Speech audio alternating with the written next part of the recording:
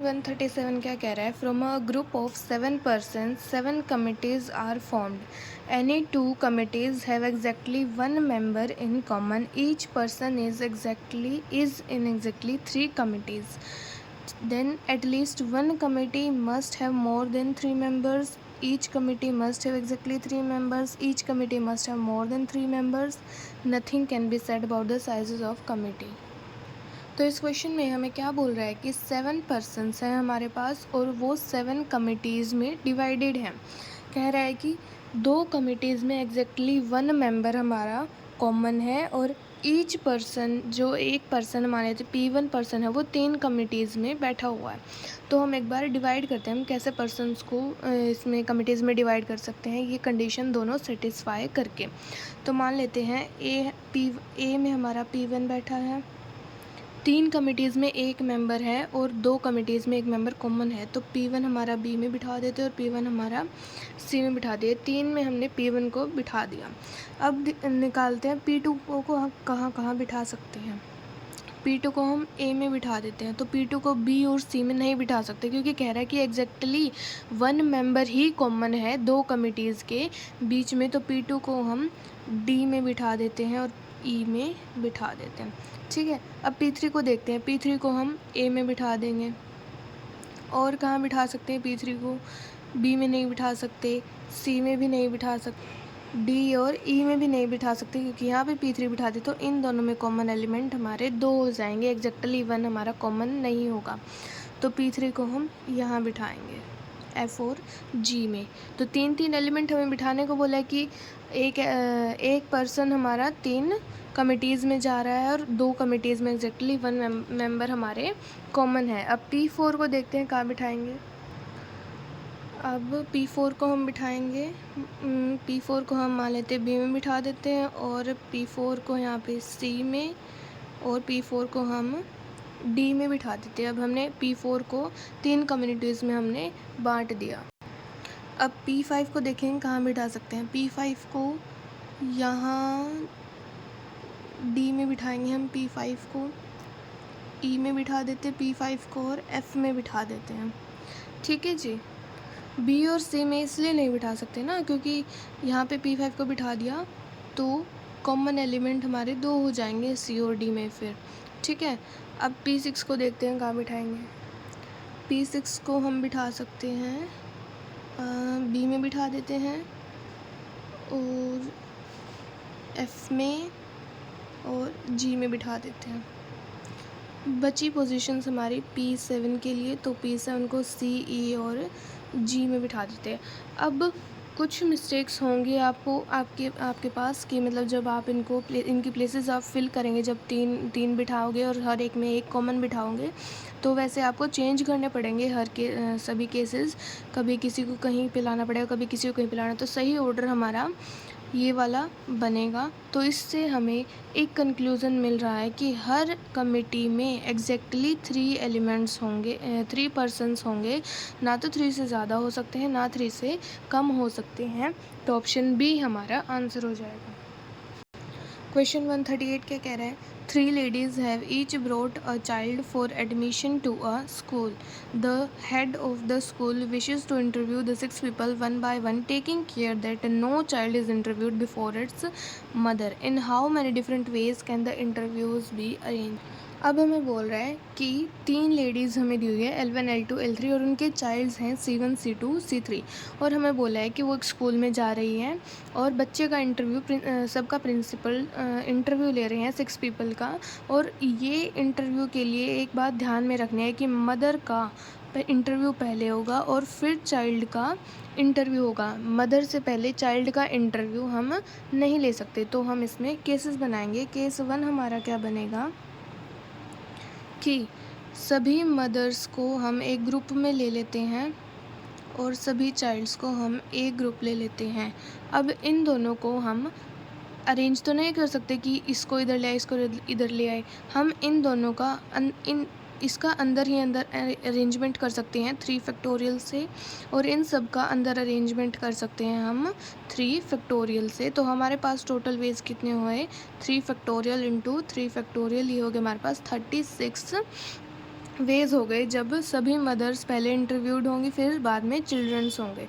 अब केस 2 बनाते हैं। केस 2 हमारा क्या होगा कि पहले हम 2 मदर्स का इंटरव्यू कराते हैं और फिर उनके ही दोनों बच्चों का इंटरव्यू हम फिर कराते हैं, और बाद में हमारे पास एक मदर और एक उसका चाइल्ड बच जाएगा। ये केस, इसको हम इंटरचेंज नहीं कर सकते, तो इसको अरेंज करने का तरीका हमारे पास सिर्फ वन है। एक वे से अरेंज कर सकते हैं इसको, और इन दोनों को हम 2 वे से अरेंज कर सकते हैं। जैसे L2 पहले हो गया, L1 पहले हो गया।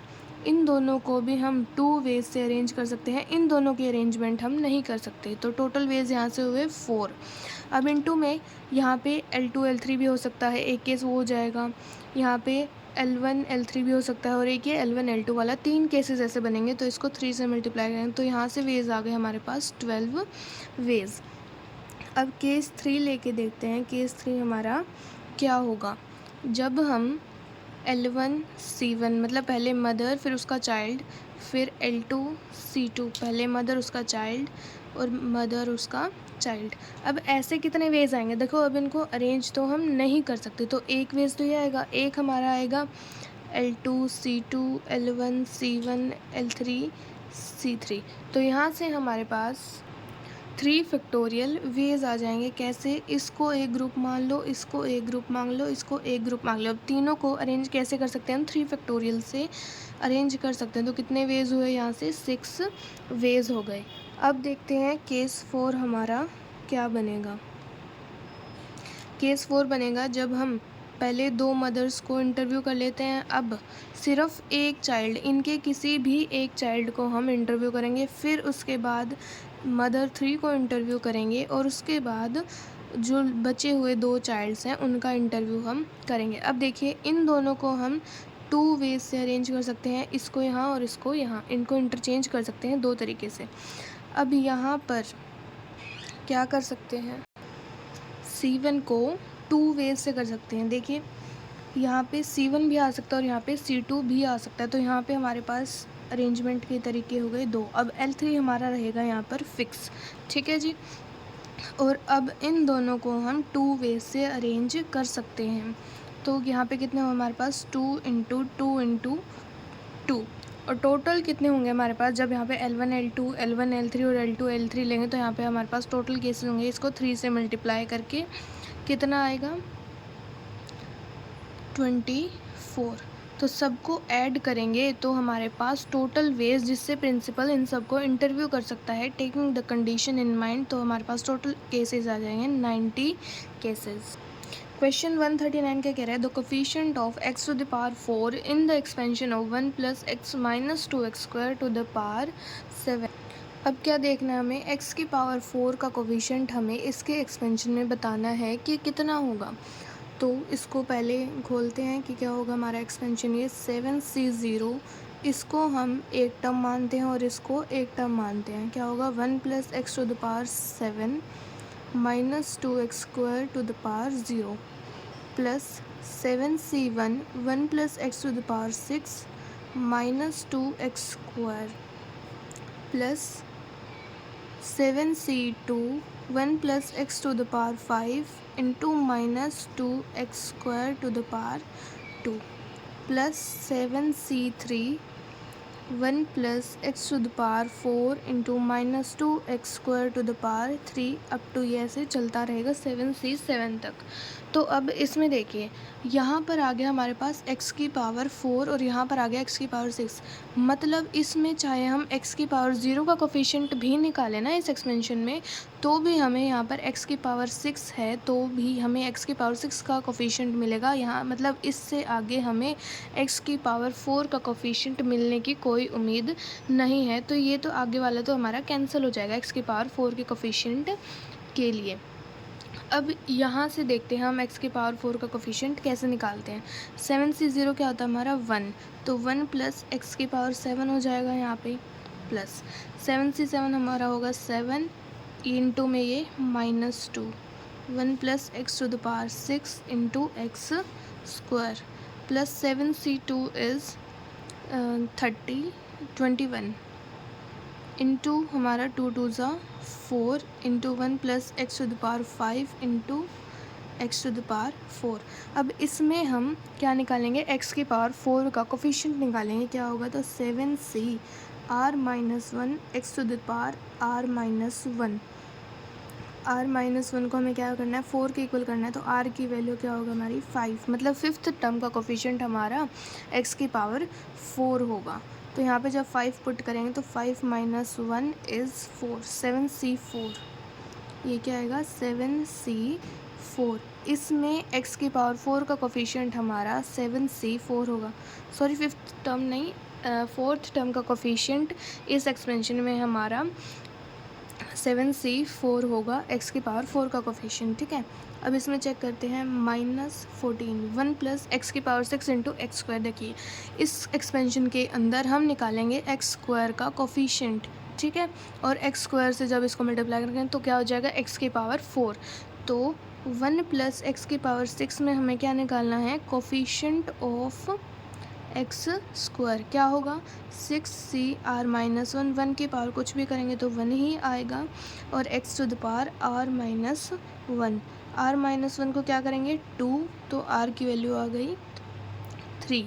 6c2 हमारा इसके अंदर एक्स स्क्वायर का कोफिशिएंट बनेगा, तो उस एक्स स्क्वायर का कोफिशिएंट बनेगा, इस एक्स स्क्वायर से मल्टीप्लाई करेंगे तो एक्स की पावर 4 का कोफिशिएंट वो हमारा बन जाएगा। तो इंटू इसको करेंगे 6c2 प्लस 21 इंटू 4। अब देखिए यहाँ पर x की पावर 4 है, तो इसके अंदर हम निकालेंगे x की पावर 0 का कोफिशिएंट।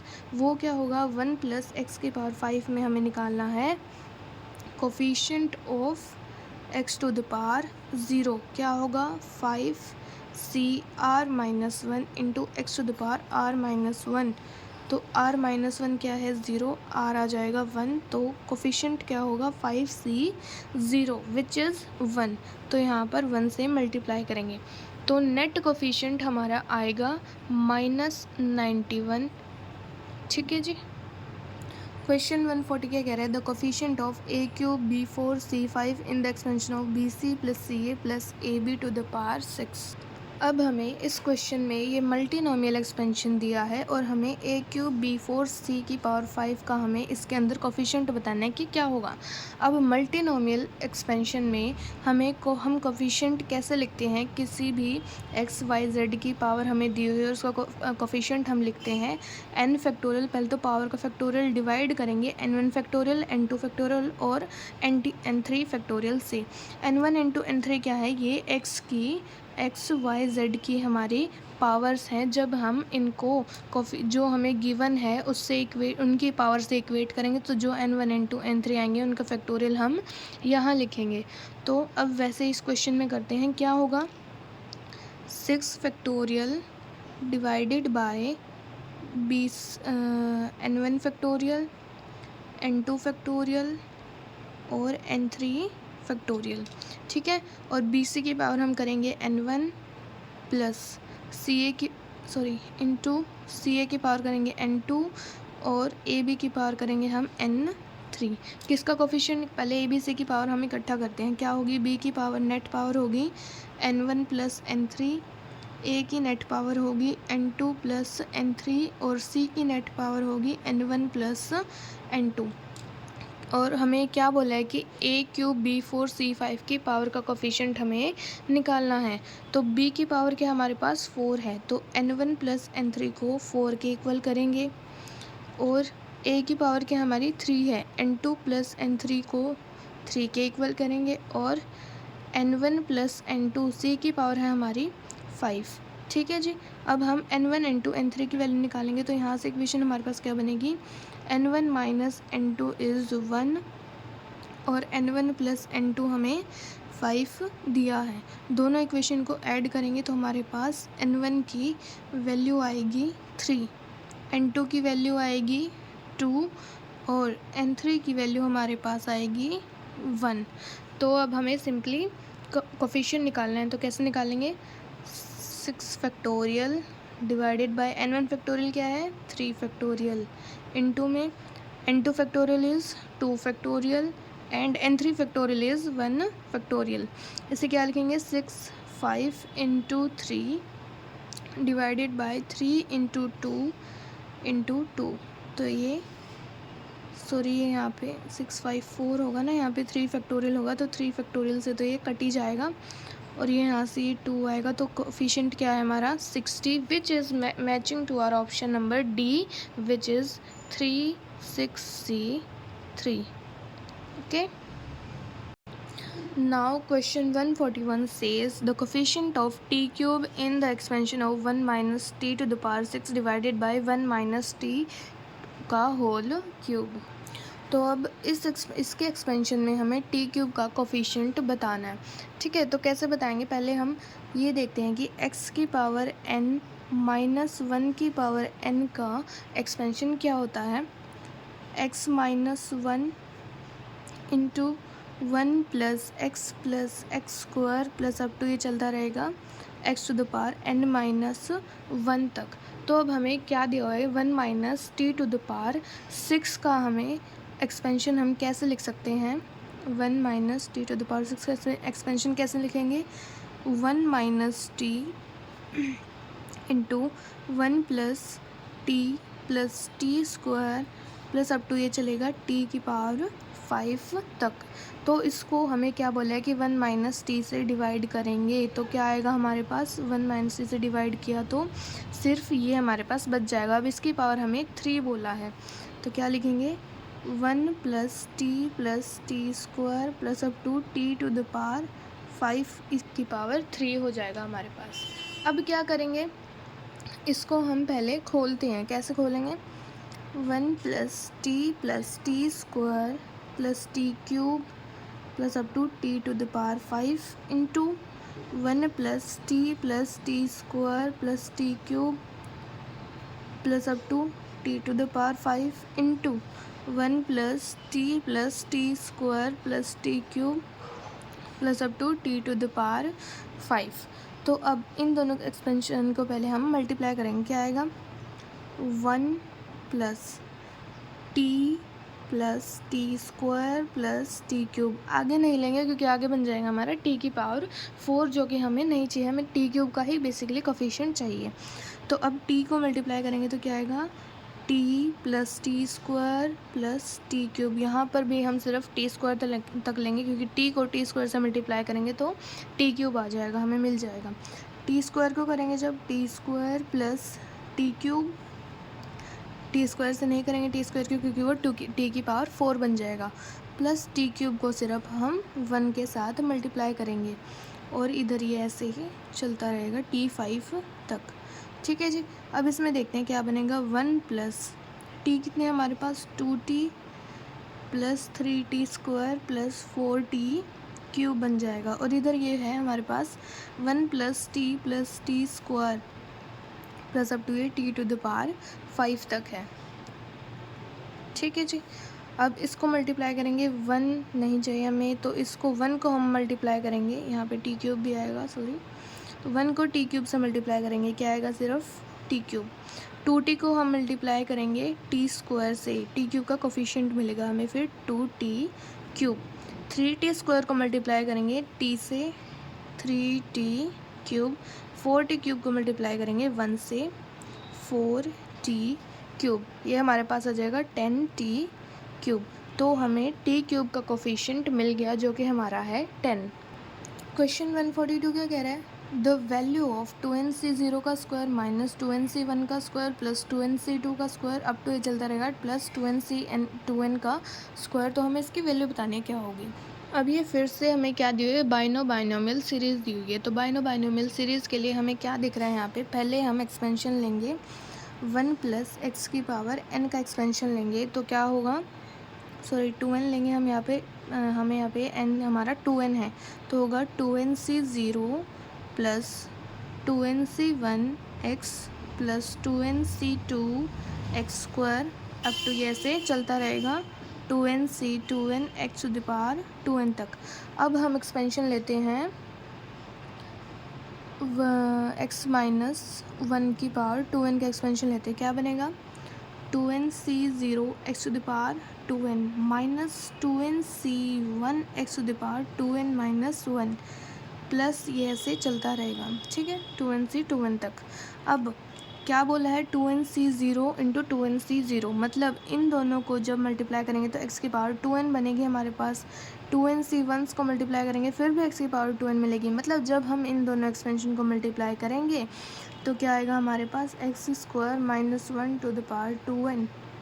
इसमें हमें निकालना है coefficient of x to the power 2n का कोफिशिएंट हमें निकालना है। तो क्या होगा, कैसे लिखेंगे, 2nc r minus 1 into x² to the power n minus n है हमारा 2n minus r plus 1 into minus 1 to the power r minus 1। तो अब हमें x की पावर को 2n के बराबर करना है, तो क्या करेंगे, 2 into 2n minus r plus 1 is equal to 2n। तो यहाँ से r की वैल्यू आ जाएगी n प्लस 1। तो यहाँ पे पुट करेंगे जब r की value 2nc n into minus 1 की पावर क्या हमारी n plus 1 minus 1 is n। तो ये हमारा कोफिशिएंट हो जाएगा x की पावर 2n का।